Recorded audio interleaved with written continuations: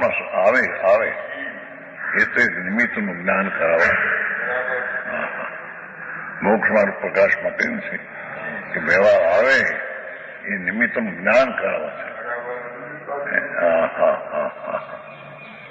એમ નથી એમ લખ્યું છે. એમ નથી વ્યવહાર થયેલું એમાં એમ નથી, પણ ત્યાં નિમિત્તનું જ્ઞાન કરાવવાનું છે.